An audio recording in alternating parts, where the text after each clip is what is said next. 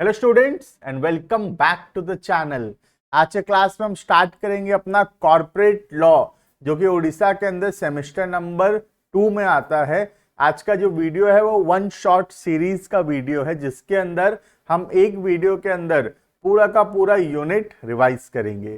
Basically 4 units में divided है complete syllabus. उसके अंदर जो यूनिट नंबर 1 है उसके अंदर 2 टॉपिक है। एक है पहला पार्ट जो कि है basically how a company is formed, और दूसरा है कि कंपनी क्या होता है, कंपनी के क्या टाइप्स होते हैं। तो हम आज पहला पार्ट शुरू करेंगे, जिसके अंदर हम देखेंगे कंपनी क्या होता है, कंपनी के क्या फीचर्स होते हैं, क्या टाइप्स होती है कंपनी की। और जो नेक्स्ट पार्ट होगा formation of the company, company कैसे फॉर्म होता है, वो हम लोग नेक्स्ट वीडियो के अंदर देखेंगे। तो आज का वीडियो में वन शॉट में एक वीडियो के अंदर पूरा का पूरा यूनिट 1 का पार्ट 1 हम लोग रिवाइज करेंगे। ठीक है, तो बेसिकली इंडिया में कंपनी लॉ तो बहुत पहले से था। फ्रॉम द ईयर 1956 से कंपनीज एक्ट चल रहा था। उससे पहले भी और कंपनी लॉ थे, लेकिन फेमस था कंपनीज एक्ट 1956 का, जिसको 2013 में एक नया एक्ट से रिप्लेस किया गया, जो कि आज लागू होता है इंडिया में। नाम है उस एक्ट का companies act 2013। Basically companies act 2013 applicable होता है फॉर कंपनीज। तो जो पहला टॉपिक है हमारा वो है कंपनी क्या होता है and what are the features या what are the characteristics of a company. तो there are different forms of business organisation, जैसे कि सोल प्रोप्राइटरशिप हो गया, पार्टनरशिप हो गया। वैसे ही कंपनी एक फॉर्म ऑफ बिजनेस है। कंपनी बाकी फॉर्म ऑफ बिजनेस से अलग होता है। Company means a company registered under the companies act 2013, और उसके कुछ डिस्टिंक्टिव फीचर्स होते हैं कंपनी के। तो हम वही पहला जो टॉपिक है वही है what is company and what are the features of a company. ठीक है, तो वीडियो को स्टार्ट करते हैं फटाफट से। देखना, A company is an incorporated association. Incorporated मतलब registered. Registered under what? Registered under the Companies Act 2013. So company is an incorporated association which is an artificial person. ये हम आगे चल के पढ़ेंगे अभी फीचर्स के अंदर। ये फीचर है कंपनी का artificial person created by law. Which law? Companies Act 2013. Having a separate legal entity, ये भी हमारा फीचर में आता है, separate legal entity with a perpetual succession and a common seal. तो ये सब फीचर्स ऑफ कंपनी में आता है, artificial person, separate legal entity, perpetual succession या कॉमन सील। ये सब हम अभी डिटेल में पढ़ने वाले हैं under the features of company. ठीक है, The definition sums up the meaning as well as the features of a company. तो ये जो डेफिनेशन है ये कंपनी क्या होता है बताता है, और कंपनी का फीचर्स बताता है। अब एक एक करके हम फीचर्स को डिटेल में पढ़ेंगे। बेसिकली ये वाले फीचर्स हैं जो यहाँ पे दिए हुए हैं: separate legal entity, perpetual succession, common seal, artificial legal person and limited liability. These are the 5 distinctive features of a company. ठीक है, स्टार्ट करते हैं एक एक करके डिटेल में पढ़ना। सबसे पहला आता है separate legal entity. Separate legal entity का मतलब होता है कंपनी और उसके जो मेंबर हैं, उसके जो शेयर होल्डर्स हैं, वो दोनों अलग अलग हैं, दोनों अलग अलग एग्जिस्ट करते हैं इन the eyes of law. Separate legal entity मतलब सेपरेट मतलब अलग अलग, लीगल एंटिटी मतलब लीगल एग्जिस्टेंस। तो सेपरेट लीगल एंटिटी बोलता है कि कंपनी और कंपनी के शेयर होल्डर्स दोनों अलग अलग हैं। शेयर होल्डर अलग एग्जिस्ट करता है in the I of law, और कंपनी का सेपरेट एग्जिस्टेंस है। क्योंकि कंपनी का सेपरेट एग्जिस्टेंस है, इसका मतलब कंपनी अपने नाम पे कॉन्ट्रैक्ट में एंटर कर सकता है, कंपनी अपने नाम पे एसेट्स खरीद सकता है, एसेट्स को सेल कर सकता है। कंपनी वो हर सब कुछ कर सकता है जो एक नॉर्मल व्यक्ति, नॉर्मल ह्यूमन बीइंग जो कर सकता है, कंपनी भी वो सब कुछ कर सकता है, क्योंकि लॉ के नजरिए में कंपनी सेपरेट एग्जिस्टेंस है कंपनी का, different from the owner. Clear है? तो ये हमारा पॉइंट है पहला, जिसको बोलते हैं सेपरेट लीगल एंटिटी। ठीक है, डिटेल में यहाँ पे नोट्स के लिए तुमको दिया हुआ है, पॉइंट में समझा दिया हूं, नोट्स हम लोग रीड आउट कर सकते हैं। ठीक है, तो मैं आगे बढ़ाता हूं तुमको, क्योंकि ये वन शॉट सीरीज है, तो हम इसको समराइज वे में जल्दी जल्दी कंप्लीट करने का कोशिश करेंगे। बाकी स्क्रीन में नोट्स भी दिख रहा है, वो एग्जाम पर्पस के लिए तुम स्क्रीनशॉट करके भी रख सकते हो, और एग्जाम में क्या लिखना है तुमको इस पॉइंट के अंदर वो भी समझ में आ जाएगा। ठीक है, प्लस डिटेल वीडियो चाहते हो अगर, हर एक टॉपिक का डिटेल वीडियो भी अवेलेबल है हमारे यूट्यूब चैनल के अंदर। ये तो समराइज वीडियो हो गया, डिटेल वीडियो भी अवेलेबल है, प्लस हर एक वीडियो के अंदर जो डिस्क्रिप्शन है उसमें एक ऐप का लिंक दिया हुआ है, तुम ऐप डाउनलोड कर सकते हो। वहां पे बहुत सारे कंटेंट्स तुमको और भी मिलेंगे, जैसे कि नोट्स हो गया, प्रैक्टिस क्वेश्चंस हो गए, पास्ट पेपर्स हो गए, ये सब कुछ वहां पे भी अवेलेबल है। तुम कौन से कॉलेज के हो, अगर तुम हमारे व्हाट्सएप नंबर पे अपना कॉलेज का नाम भेजोगे तो हम तुमको उस कॉलेज के ग्रुप में भी ऐड कर देंगे, सो दैट उस ग्रुप से, उस कॉलेज से जो भी रिलेटेड इंफॉर्मेशन होगा टाइमली तुमको डिलीवर होता रहेगा। ठीक है, तो आगे बढ़ते हैं। पहला फीचर था सेपरेट लीगल एंटिटी का। नेक्स्ट क्या फीचर है देखते हैं। नेक्स्ट फीचर है परपेचुअल सक्सेशन। अब ये परपेचुअल सक्सेशन क्या होता है समझना। परपेचुअल सक्सेशन का मतलब होता है company is created by law and company can be owned up only by law. मतलब कंपनी क्रिएट किया गया है लॉ के द्वारा, और कंपनी बंद भी होगा सिर्फ और सिर्फ लॉ के द्वारा। किसी भी मेंबर के आने से या किसी भी मेंबर के चले जाने से कंपनी के एग्जिस्टेंस पे कोई फर्क नहीं पड़ता, क्योंकि कंपनी का परपेचुअल सक्सेशन है।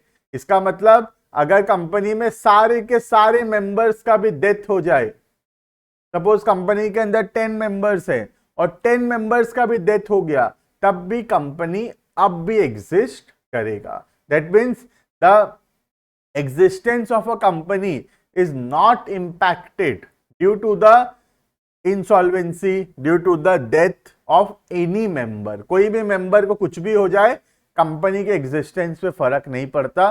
Company is created by law और कंपनी बंद भी होगा ओनली बाय लॉ। क्लियर है ये? This is called as perpetual succession. Next जो पॉइंट आता है वो आता है हमारा लिमिटेड लाइबिलिटी का। आगे चल के हम पढ़ेंगे भी ये टाइप्स ऑफ कंपनीज के अंदर, company limited by guarantee, company limited bye liability, ये सब। ठीक है, लिमिटेड लाइबिलिटी का मतलब होता है कि जो कंपनी के शेयर होल्डर्स हैं, जो कंपनी के मेंबर्स हैं, उनका लाइबिलिटी लिमिटेड है। लिमिटेड मतलब एक अमाउंट तक फिक्स है, चाहे कंपनी में कितना भी लॉस क्यों ना हो जाए, शेयर होल्डर अपना पर्सनल प्रॉपर्टी सेल करके कंपनी के लाइबिलिटीज का पेमेंट नहीं करेगा। उसका लाइबिलिटी लिमिटेड है, जितना रुपए का वो शेयर्स खरीदा है उस कंपनी में, उसका लाइबिलिटी मैक्सिमम उतना तक ही है। अगर मैं 10 रुपए का शेयर खरीदा हूं तो मेरा मैक्सिमम कंट्रीब्यूशन 10 रुपीज होगा, चाहे कंपनी को करोड़ों का नुकसान क्यों ना हो जाए, लेकिन मैं सिर्फ कितना देने के लिए लायबल हूं, ओनली 10 रुपीज। ठीक है, तो कोई भी कंपनी के अंदर शेयर होल्डर्स का, मेंबर्स का लिमिटेड लाइबिलिटी होता है। मतलब ऐसा नहीं है कि कंपनी को बहुत ज्यादा नुकसान हुआ तो शेयर होल्डर अपना पर्सनल संपत्ति बेचकर कंपनी का लाइबिलिटी को चुकाएगा, ऐसा नहीं होगा। उसका लाइबिलिटी कितना है, एक अमाउंट तक लिमिटेड है, उससे ज्यादा और वो कंट्रीब्यूट करने के लिए लायबल नहीं है। This is called as limited liability. Clear है ये? नेक्स्ट जो पॉइंट आता है अपना वो आता है आर्टिफिशियल लीगल पर्सन। जैसे हम सब एक नेचुरल पर्सन है, we are human beings, we are natural person. Similarly जो कंपनी भी है, कंपनी भी एग्जिस्ट करता है in the eyes of law. हम ऊपर पढ़े अभी, सेपरेट लीगल एंटिटी होता है। दैट मीन्स कंपनी का अलग एग्जिस्टेंस है। लेकिन क्या कंपनी हमारे जैसे एक नेचुरल पर्सन होगा? नहीं, कंपनी पैदा नहीं हुआ, company has not taken birth, it is created by law. इस वजह से कंपनी कोई नेचुरल पर्सन नहीं है, कंपनी क्या है, आर्टिफिशियल पर्सन है, मतलब लॉ के द्वारा क्रिएट किया गया है। और कंपनी जो है अगर आर्टिफिशियल लीगल पर्सन है तो कंपनी चलाने के लिए हमको कुछ ह्यूमन बींग्स का जरूरत पड़ेगा, और वो जो ह्यूमन बींग्स कंपनी को चलाएंगे उनको बोलते हैं डायरेक्टर्स। तो जो कंपनी है वो being an artificial person act through some human agency and that human agency is called as a director। बात समझ में आ रहा है? तो कंपनी एग्जिस्ट तो करता है in the eyes of law, अपने नाम पे कॉन्ट्रैक्ट में एंटर कर सकता है कंपनी अपने नाम पे प्रॉपर्टी होल्ड कर सकता है, अपने नाम पे बैंक अकाउंट ओपन कर सकता है, लेकिन it will act through someone, company के बदले कोई काम करेगा, कंपनी का डिसीजंस कोई लेगा, वो कौन होगा, कंपनी के डायरेक्टर्स होंगे। क्लियर है ये? Next, common seal. Common seal का मतलब होता है जैसे हम बीइंग एन ह्यूमन बीइंग, हमको कोई चीज में साइन करना है तो हम पेन से साइन कर सकते हैं, लेकिन क्या कंपनी साइन कर सकता है ऐसे? नहीं। कंपनी थोड़ी कोई व्यक्ति है, कोई नेचुरल पर्सन थोड़ी है कि कंपनी साइन करेगा। तो कंपनी अगर किसी डॉक्यूमेंट में साइन करना है कंपनी का, तो कंपनी कैसे उसमें साइन करेगा? कंपनी तो कोई रियल पर्सन नहीं है, वो तो आर्टिफिशियल पर्सन है। तो एक कॉमन सील होता है जो कि हर कंपनी में बनता है, और कंपनी साइन किया इसका मतलब क्या है, कोई कॉमन सील अगर लग गया दैट मीन्स कंपनी साइन कर दिया है। तो क्या सर ये कॉमन सील मैंडेटरी है? नहीं, मैंडेटरी नहीं है। कॉमन सील ऑप्शनल है। कॉमन सील तुम चाहे तो बना सकते हो, अगर तुम कॉमन सील नहीं बनाते हो तो फिर तुम्हारे कंपनी के डायरेक्टर्स उसमें साइन करेंगे, लेकिन अगर तुम कॉमन सील बनाए हो तो फिर तुम कॉमन सील उसमें यूज करोगे। ठीक है, तो कॉमन सील मैंडेटरी नहीं है, ऑप्शनल है। याद रखना, it is not mandatory to have a common seal. Clear? This is all about features of a company. Next जो टॉपिक है इस चैप्टर के अंदर वो है what are the different types of companies, what are different kinds of companies. बहुत सारी companies दी हुई है, हम एक एक करके स्टार्ट करते हैं सीरियली जैसे सिलेबस में दिया हुआ है। जो पहला कंपनी है उसका नाम है वन पर्सन कंपनी। नाम से पता चलता है वन पर्सन का मतलब जब एक अकेला व्यक्ति कंपनी बनाएगा, वन पर्सन अकेला मेंबर रहेगा उसमें, then that is called as OPC, one person company. ये एक टाइप ऑफ प्राइवेट कंपनी ही है जो कि 2013 में इंट्रोड्यूस हुआ था इंडिया के अंदर एंटरप्रेन्योरशिप बढ़ाने के लिए, इंडिया के अंदर कॉर्पोरेट कल्चर बढ़ाने के लिए, कंपनी कल्चर बढ़ाने के लिए ये चीज इंट्रोड्यूस किया गया था। ठीक है, तो कुछ फीचर्स हैं ओपीसी के अंदर, देखते हैं हम उसको। ठीक है, तो ओपीसी एनकरेज करता है क्या चीज को, एंटरप्रेन्योरशिप एंड कॉर्पोरेटाइजेशन। ठीक है, एंटरप्रेन्योरशिप को प्रमोट करता है और कॉर्पोरेट कल्चर को प्रमोट करता है, जिसको बोलते हैं कॉर्पोरेटाइजेशन। ठीक है, नेक्स्ट, ओपीसी सोल प्रोप्राइटरशिप से अलग है क्योंकि ओपीसी के अंदर क्या मिलता है, लिमिटेड लाइबिलिटी मिलता है ना। अभी हम ऊपर पढ़े फीचर्स ऑफ कंपनी में कि कंपनी का लिमिटेड लाइबिलिटी होता है, लेकिन सोल प्रोप्राइटरशिप अगर हम बनाते तो लिमिटेड लाइबिलिटी नहीं मिलता, सेपरेट लीगल एंटिटी भी नहीं मिलता। ठीक है, तो इसी वजह से लोग ओपीसी बनाते हैं सोल प्रोप्राइटरशिप की जगह। क्लियर है ये? नेक्स्ट आता है क्या क्या फीचर्स है एक ओपीसी का, थोड़ा बहुत हमको इसको ध्यान रखना पड़ेगा। जैसे कि बहुत इजी फीचर्स है, सिर्फ एक पर्सन इसका मेंबर होता है, कोई limited amount of prescribe capital नहीं है, there is no minimum capital. Next, उसमें एक नाम दिया जाएगा जो कि अगर ओपीसी का जो मेंबर है उसका डेथ हो गया तो उसकी जगह बाद में कौन मेंबर बनेगा, जिसका नाम दे रहे हो उससे परमिशन लेना जरूरी है। ठीक है, वो आदमी कभी भी अपना जो कंसर्न है वापस ले सकता है। ये तीनों पॉइंट एक ही टॉपिक के बारे में है, ये तीनों पॉइंट 3, 4, 5 समझा देता हूं तुमको एक बार। जैसे सपोज मिस्टर ए ओपीसी का मेंबर है, ठीक है, अब अगर मिस्टर ए का डेथ हो जाता है तो फिर क्या होगा, तो इसीलिए एक सिस्टम है नॉमिनी बनाने का। नॉमिनी जानते भी होंगे, बैंक में अकाउंट खोलते हो तो बनाए होगे। नॉमिनी मतलब हमारे बाद हमारा प्रॉपर्टी किसको मिलेगा।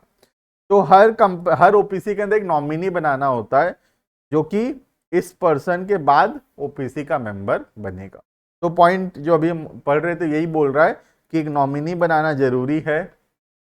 वो नॉमिनी का नाम पहले से बताएंगे और वो नॉमिनी से भी परमिशन ले लेंगे, नॉमिनी से भी पूछ लेंगे कि वो नॉमिनी बनना चाहता है या फिर नहीं। क्लियर है ये?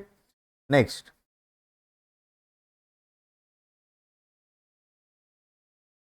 कभी भी चाहे तो हम नॉमिनी का नाम जो है चेंज कर सकते हैं। क्लियर है? नेक्स्ट, और भी कुछ कुछ है जैसे कि ओपीसी का जो पर्सन है, ओपीसी का जो मेंबर है नेचुरल पर्सन होना चाहिए, इंडियन सिटीजन होना चाहिए, जो कि मिनिमम इंडिया में रहा है 182 डेज से ज़्यादा पिछले साल में। एक आदमी एक ओपीसी से ज़्यादा नहीं बना सकता, एक आदमी एक ओपीसी का नॉमिनी से ज़्यादा नहीं हो सकता, माइनर ना ही मेंबर बन सकता है ना ही नॉमिनी बन सकता है।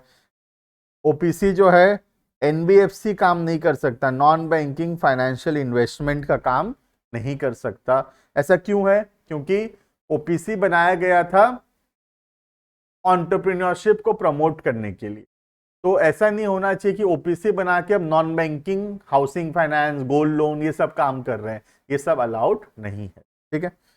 नेक्स्ट, और भी कुछ फीचर्स हैं कंपनी ओपीसी के, हम चाहें तो इसको रीड कर सकते हैं। ठीक है? ये समराइज वीडियो बार बार बता रहा हूँ, डिटेल वीडियो भी अवेलेबल है आपके अंदर। ओपीसी के बारे में बहुत ज़्यादा डिटेल में जानना चाहते हो तो पूरा अलग से वीडियो है पूरा ओपीसी का एक ठो, उसको तुम देख सकते हो। क्लियर है? तो मैं ओपीसी टॉपिक को आगे बढ़ाता हूँ। अब नेक्स्ट जो टॉपिक आता है उसके अंदर ये आता है प्राइवेट कंपनी। अब कंपनी को प्राइवेट कब बोलते हैं? जब उसमें 3 फीचर्स मौजूद होते हैं। सबसे पहला, restrict the right to transfer its shares, मतलब मेंबर जो है अपना शेयर किसी दूसरे को ट्रांसफर, किसी दूसरे को बेच नहीं सकते अपने मर्जी से।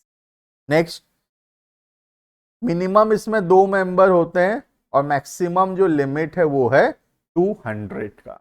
तो minimum 2 and maximum 200, right. Third, हम पब्लिक से पैसा नहीं मांग सकते, हम इनवाइट नहीं कर सकते पब्लिक को कि आओ हमारे कंपनी में शेयर्स खरीदो। तो 3 रेस्ट्रिक्शन है। पहला, restrict the right to transfer it shares. Second, restrict the number of members up to 200, 2 से 200। Third, restrict any invitation to the public. Clear है ये? नेक्स्ट, पब्लिक कंपनी, बहुत इजी डेफिनेशन है पब्लिक कंपनी का। जो company private नहीं है वो पब्लिक है। तो बहुत सिंपल डेफिनेशन है, a company which is not a private company is a public company. और कुछ मिनिमम कैपिटल प्रेस्क्राइब रहता है, वो फॉलो करना पड़ेगा पब्लिक कंपनी को, जो टाइम टू टाइम चेंज होता रहता है। तो हम एग्जाम में भी लिख सकते हैं minimum capital as may be prescribed. Clear है?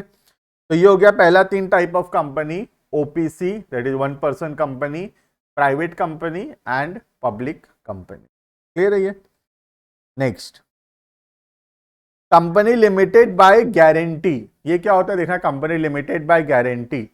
इसमें क्या होता है, जो भी कंपनी के मेंबर्स हैं वो लोग स्टार्टिंग में जब कंपनी के मेंबर बनते हैं तो उस समय पैसा नहीं लगाते।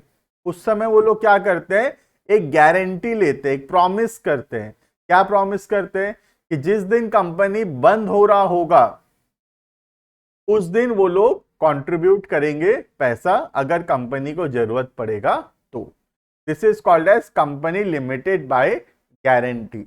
ये कौन से लोग ऐसा कंपनी बनाते हैं जिनको स्टार्टिंग में पैसा नहीं चाहिए कंपनी बनाने के लिए, हमारे पास सफिशिएंट पैसा है, हमको शेयर होल्डर से पैसा नहीं चाहिए, तो हम क्या बोलते हैं कि आओ कंपनी में मेंबर बनो, लेकिन तुमको गारंटी देना पड़ेगा कि कंपनी को जब जरूरत पड़ेगा, कंपनी जब बंद हो रहा होगा और कंपनी को पैसे का जरूरत पड़ेगा तो तुम इतना रुपया कंट्रीब्यूट करोगे। इस बात का गारंटी दे दो। आज पैसा देने का जरूरत नहीं है, आज खाली गारंटी देने का जरूरत है।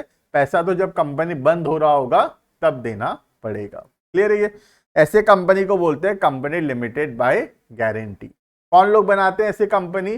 जिनको स्टार्टिंग में कंपनी शुरू करने के लिए पैसा नहीं चाहिए, उनके पास सफिशिएंट पैसा है, तो वो लोग बोलते हैं अभी मत दो पैसा, बंद होगा तो जरूरत पड़ेगा तो दे देना। ठीक है, this is company limited by guarantee. Clear है? रीड कर सकते हैं हम, और नोट्स भी पूरा दिया हुआ एग्जाम में कैसे लिखना है। नेक्स्ट जो कंपनी आता है company limited by shares. Company limited by shares क्या होता है? जब कंपनी स्टार्टिंग में शेयर्स इश्यू करता है पब्लिक को, और जो लोग उसका शेयर्स खरीदते हैं वह और पैसा कंट्रीब्यूट करते हैं बिजनेस में, वैसे कंपनी को बोलते हैं कंपनी लिमिटेड बाय शेयर्स। तो कंपनी लिमिटेड बाय शेयर्स के अंदर क्या होता है? एक मेंबर का लाइबिलिटी कितना होता है? जितना पैसा वो अब तक शेयर पे नहीं दिया है, amount unpaid on the share. जैसे मैं एक शेयर होल्डर हूं सपोज रिलायंस का, तो मैं 10 रुपए का शेयर्स खरीदा हूं, तो मेरा जो लाइबिलिटी है मैक्सिमम कितना है? जितना का मैं शेयर खरीदा हूं, डेट इज 10 रुपीज।